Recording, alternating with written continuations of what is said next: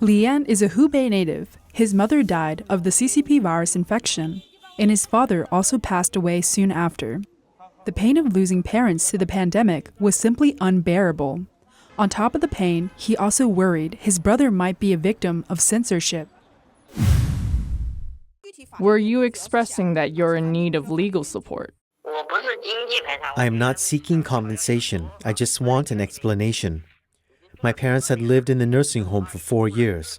Her diabetes and high blood pressure had been well controlled, but then she died in the hospital, and we don't even know how she contracted the virus.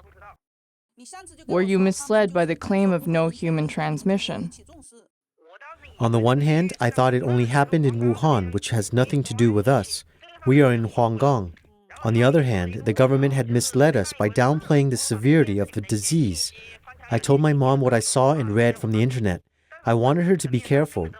But at the government level, they didn't mention anything about the outbreak.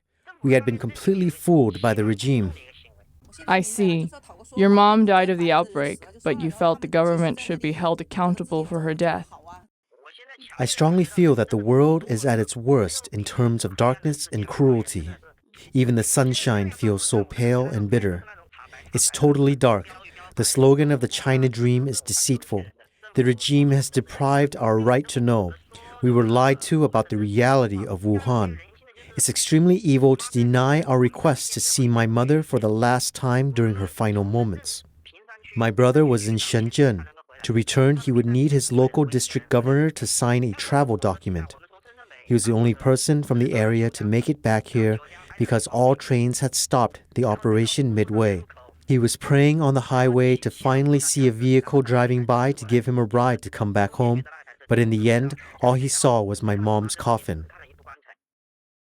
When was this happening? From February 5th to the 22nd, my mom was suspected to have contracted the infection on the 4th and tested positive on the 5th. She was transferred to a designated hospital. Seriously, this regime is like a rotten apple about to be discarded. It's so bad.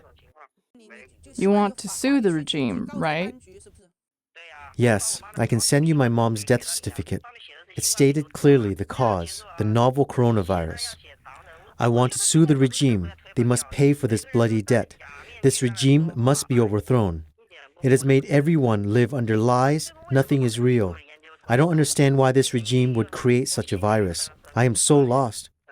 I just feel that you and I both live under the same sky, but our worlds are so different.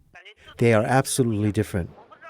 I don't understand why the world would allow this regime to get this big and even feed this regime with all the trades. It's like doing business with the mob. I'm very much worried for my brother. I fear he might be subject to the regime's persecution. I'm very nervous for him, even though he's a quiet person. But the regime is watching you and everywhere. Even my phone would constantly receive messages from China Mobile, such as alert or warning of overseas phone numbers.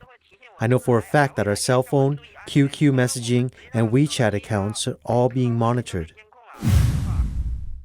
The interview was conducted on April 6 by Yi Ling of the Chinese-language Epoch Times.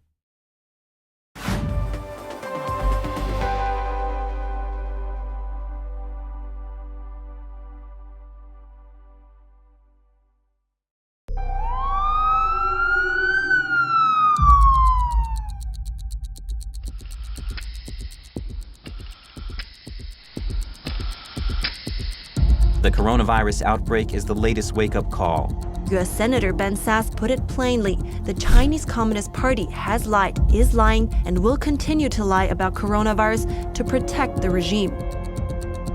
In 5 to 10 years, we'll have virtually no manufacturing capacity left for generic drugs. And again, this is 90% of our medicines. And the world should know, if Hong Kong falls, the whole world falls, okay? Because the Chinese Communist Party is the existential risk of humanity, period. Since the CCP took power, 80 million people have died from its policies and political campaigns. They're using our institutions and our norms and our values against us in ways that we hadn't necessarily envisioned towards their own authoritarian agenda. From the party's great firewall in cyberspace, or to that great wall of sand in the South China Sea, more repression, more unfair competition, more predatory economic practices, indeed a more aggressive military posture as well. If we do not meet this threat now, it's going to define our century.